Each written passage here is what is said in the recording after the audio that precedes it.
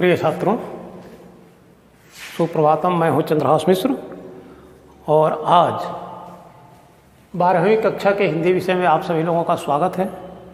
पूर्व की बात जैसा कि आपको प्रकरण में नौका विहार चल रहा था, सुमित्रानंदन पंत जी के द्वारा रचित यह नौका विहार का अगला भाग आप लोगों के सामने रखा गया है।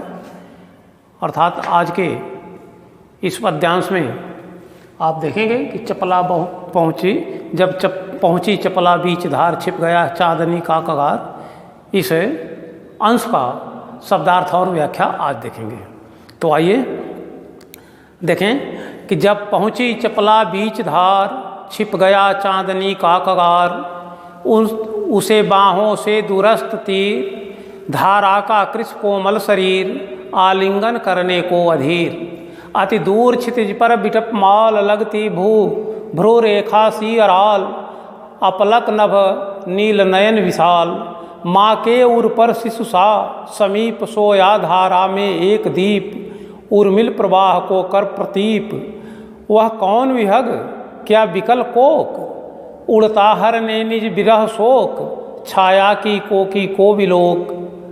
और पतवार घुमा अब प्रतन उभार, नौका पहुँची विपरीत धार।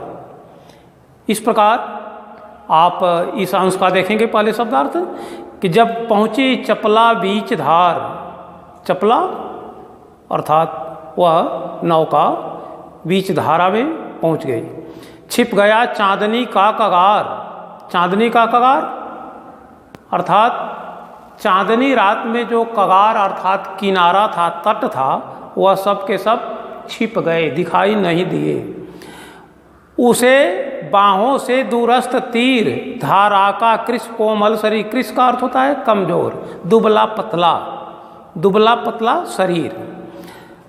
दूरस्थ दूर पर स्थित, तीर, तीर का अर्थ होता है तट। बाहों से अर्थात बाहों के समान, भुजाओं के समान। आलिंगन करने को अधीर, अधीर का अर्थ होता है व्याकुल होना। आलिंगन, आलिंगन का होता है गले मिलना। आलिंगन करने को अधीर, अति दूर, अति अर्थात बहुत है, बहुत दूर। क्षितिज पर, क्षितिज, क्षितिज शब्द उस स्थान को कहा जाता है जहाँ ऐसा आभास होता है कि धरती और आकाश एक स्थान पर मिल रहे हैं, उस स्थान को क्षितिज कहा जाता है। पर बिटप माल, बिटप का अर्थ होता है वृक्ष, माल माने श्रृंखला, समूह। लगती भ्रू रेखा सी अराल, भ्रू रेखा आँख पर पाए जाने वाली एक रेखा जिसको भ्रिकुटी कहा जाता है, अराल खड़ी।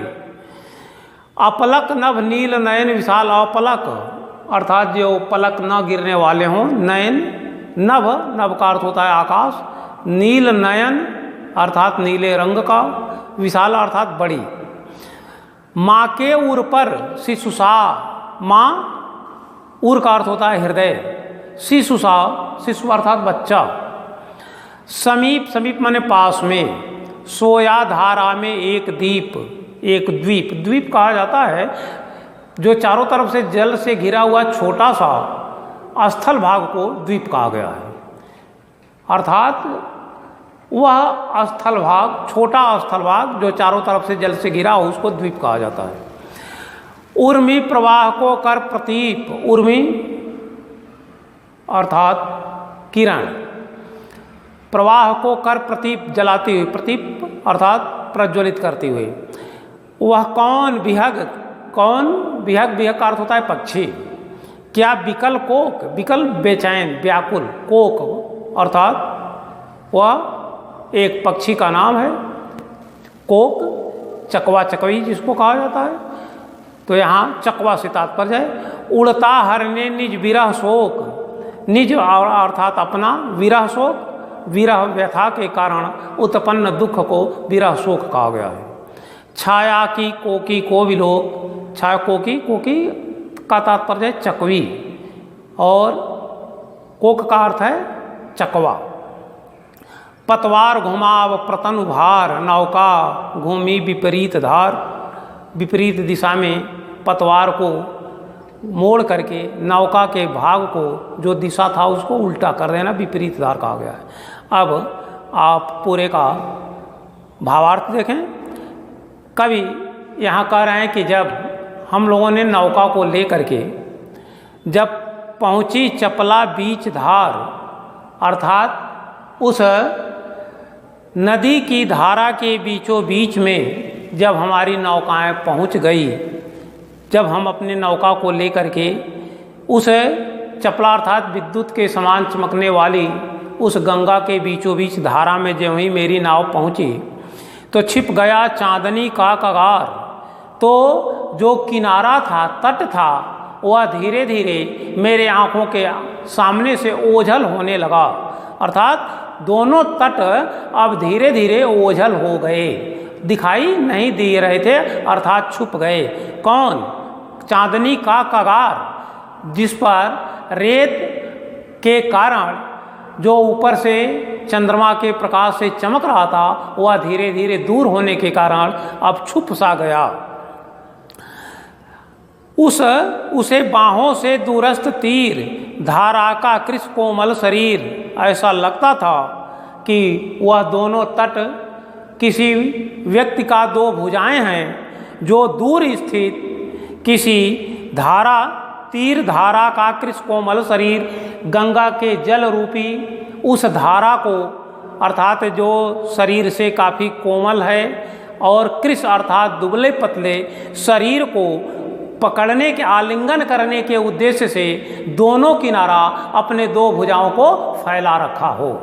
यह दोनों तट उसी तरह से लगता था, दूरस्थ तीर माने दूर पर स्थित उस नदी के दोनों किनारा उस भुजाओं के समान लग रहे थे, जैसे कोई अपने भुजाओं के बीच में किसी दुबले पतले शरीर व कोमल शरीर को आलिंगन करने के लिए व्याकुल हो। यह दोनों किनारा उसी तरह से हमें गंगा के जल से दिखाई दे रहा था, अर्थात जब मैं नौका विहार कर रहा था तो मानो वे दोनों जो किनारे हैं वह दो भुजाएं हैं जो गंगा को अब आलिंगन करने के लिए व्याकुल हो उठे हैं। अति दूर क्षितिज पर बिटप माल, गंगा के बीचों बीच धारा में जब मेरी नौका चली गई तो यह जो अति दूर, बहुत ही दूर लग रहा था, क्षितिज पर बिटप माल, जो काफ़ी दूर दूर तक क्षितिज पर दिखाई दे रहे थे। बिटप अर्थात वृक्षों के समूह जो दिखाई दे रहे थे, वह ऐसा लगता था कि उस गंगा रूपी स्त्री के भू रेखा सी अराल, अर्थात वह उसके आँखों के ऊपर पाए जाने वाली भ्रिकुटी है जो पूरी तरह से खड़ी दिखाई दे रही है। आर्य रंग के, अर्थात क्षैतिज और ऊर्ध्वाधर से यहाँ आराल कहा गया है कि वह भ्रिकुटी के समान दिखाई दे रही है, अर्थात दोनों किनारों पर दूर तक स्थित वृक्षों के जो पत्तियां हैं वह भ्रिकुटी अर्थात भौहों के समान दिखाई दे रही हैं। अपलक नभ नील नयन विशाल, ऐसे नेत्र जो अपलक नभ, जिसका आकाश ही नीला आकाश जो है और नीले रंग के आँख के, बड़ी बड़ी आँखों के समान, विशाल अर्थात बड़ी बड़ी आँखें हैं, और उन आँखों पर यह पाए जाने वाला विशेष प्रकार का जो बहुत ही दूर तक फैला हुआ बिटप माला अर्थात वृक्षों का समूह जो दिखाई दे रहा है, वह भूरेखा अर्थात उसके ऊपर भौहें फैली हुई हैं, ऐसा दिखाई दे रहा था। माँ के उर पर शिशुसा समीप, सोया धारा में एक द्वीप। आगे जब मैंने देखा तो उस नौका विहार के समय माँ के उर पर शिशुसा, जिस तरह से अपने माँ के हृदय पर, वक्षस्थल पर कोई छोटा सा बच्चा शिशु खेल रहा हो, ठीक उसी तरह से उसी धारा में, गंगा की धारा में एक छोटा सा द्वीप ऐसा ही लग रहा था, जो मानो कि गंगा रूपी माँ के हृदय पर वह छोटा सा द्वीप एक छोटे बच्चे के रूप में खेल रहा हो, ऐसा लग रहा था। उर्मी प्रवाह को कर प्रतीप, जो किरणें उस पर प्रकाशित होती थी, उनको वह पकड़ करके अपने माँ के किस पर, वक्षस्थल पर वह दीप रूपी बालक खेल रहा हो। वह कौन विहग, आगे कवि ऐसे देख करके काफ़ी दूर पर दिखाई देने वाले पक्षियों के विषय में प्रश्न करते हैं कि वह कौन विहग, वह कौन सा पक्षी है जो काफ़ी दूर दिखाई दे रहा है। क्या बिकल कोक, क्या चकवा पक्षी तो नहीं है जो व्याकुल होकर के देख रहा है?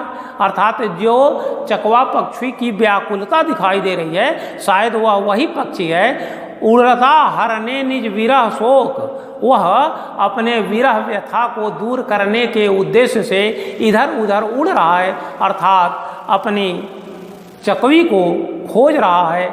अर्थात गंगा के जल के ऊपर जो ऊपर से उड़ने वाला कोक, विरह कोक, अर्थात जो बेचैन चकवा पक्षी है, वह अपनी व्यथा को, विरह व्यथा को दूर करने के उद्देश्य से अपनी ही छाया को जब गंगा के जल में देखता है तो वह व्याकुल होकर के उसे मिलना चाहता है, क्योंकि उसको ऐसा लगता है कि मेरे जो कोकी है अर्थात चकवी है, वह जल के नीचे, अर्थात वह अपना प्रतिबिंब को ही अपना कोकी समझ लेता है और उसको देख करके वहाँ अर्थात गंगा के जल में अपना ही प्रतिबिंब उसे कोकी के रूप में दिखाई देता है। उसी को कवि यहाँ कह रहे हैं कि वो अपने विरह शोक को दूर करने के उद्देश्य से, अपने विरह व्यथा को दूर करने के उद्देश्य से अपनी कोकी की खोज कर रहा है, इसको अपने ही प्रतिबिंब को देख करके, ऐसा मानो।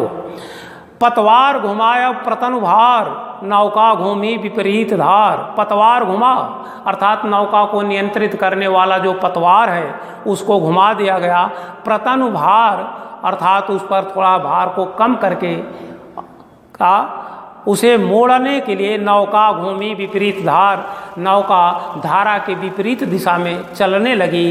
डांडों के चल कर तल पसार, जो डंडे थे डांडों से जो चल रहा था, ऐसा लगता था कि अपने हाथों को कर तल पसार, अपने हाथों को फैलाकर भर भर मुक्ताव फन फेन अस्फार, अर्थात अपने हाथों में करतल अर्थात अपने हाथ को फैला करके वह भर भर मुक्ताफन अर्थात मोती के दाने चारों तरफ फेन के रूप में फेंका जा रहा हो। अर्थात वह नौका नदी से, जो नौका के चले विपरीत दिशा में चलने पर जो उसके करतल थे अर्थात हाथ से मोती के दाने चारों तरफ फेन के रूप में फेंके जा रहे हैं, ऐसा लगता था। बिखराती जल में तार हार, और वह विभिन्न प्रकार के जल की धारा रूपी तार से वह बिखराती चारों तरफ बिखेर दी जा रही है, अर्थात फेंक दी जा रही है। तात्पर्य यह है कि नौका के चलने पर जो जल के छींटे चारों तरफ निकल रहे हैं वह लगता है कि मोती के दाने चारों तरफ फेंके जा रहे हैं। चांदी की सांपों सी रलमल, नाचती रश्मियाँ जल में चल, अर्थात चांदी के सांपों सी वह गंगा के स्वच्छ जल में जो धाराएं चलती हैं वह धाराएं नौका के चलने से इस प्रकार से मालूम पड़ रही हैं जैसे चांदी का कोई सर्प हो, अर्थात जो चांदी के समान चमकते हुए सांपों सी रलमल, इधर से उधर अर्थात एक के बाद दूसरा, दूसरे के बाद तीसरा, ऐसा रलमल नाचती हुई रश्मियाँ जल में चल, उस गंगा के जल में जो किरणें हैं वह चांदी के समान सरकते हुए सांपों की तरह से दिखाई दे रही हैं। रेखाओं से खिंच तरल तार, उस तरल पदार्थ में तरल सरल अर्थात वह एक रेखाएं हैं जो चांदी की रेखा के रूप में अर्थात जल की धारा में जो उसमें एक रेखा के समान दिखाई दे रही हैं, वह समझ में ऐसा आता है कि यह चांदी की धारा चमक रही है। लहरों की लतिकाओं में खिल सौ सौ शशि, सो सो उड़ झिलमिल, अर्थात लहरों की लतिकाओं में खिल, जो जल की धारा है वह आकाश में चमकने वाले सौ सौ शशि अर्थात एक ही चंद्रमा इस जल की धारा में सौ सौ रूप में अर्थात एक चंद्रमा का सौ सौ प्रतिबिंब उस जल के गंगा के जल की धारा में वैसे ही सुशोभित हो रहे हैं जैसे लहरों लतिकाओं में खिल, लहरों अर्थात लहरों रूपी लता में चंद्रमा के सौ सौ फूल खिले हुए हों, गंगा के जल में वह चंद्रमा, एक ही चंद्रमा 100 फूलों के रूप में दिखाई दे रहा है। 100 उड झिलमिल 100 जो उद्गुण है तारे और चंद्रमा, यह लगता है कि लहरों की लताओं में वह अब फूल के समान दिखाई दे रहे हैं। फैले फूले जल में फेनिल, अर्थात उस पूरे गंगा के जल में, धारा रूपी लता में यह चंद्रमा और उद्गुण अर्थात तारे लगता है कि फूल के जल के फूल में फेनिल के रूप में दिखाई दे रहे हैं, चमक रहे हैं।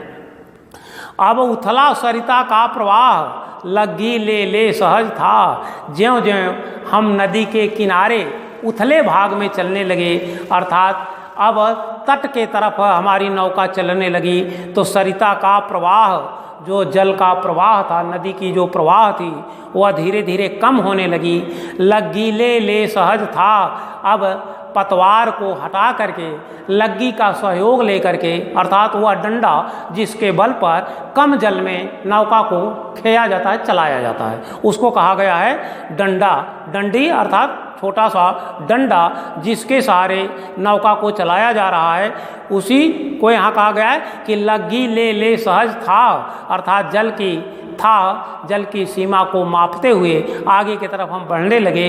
हम बड़े घाट को सहज सा अपने घाट पर जिस पर उतरना था हमें, हम वहीं पहुंचने का प्रयास करने लगे उत्साह सहित, अर्थात नौका विहार करने के बाद अब उत्साह सहित किनारे नदी के तट के तरफ चलने लगे, जहां हमारी घाट थी उस स्थान पर हम पहुंचने को बढ़ गए।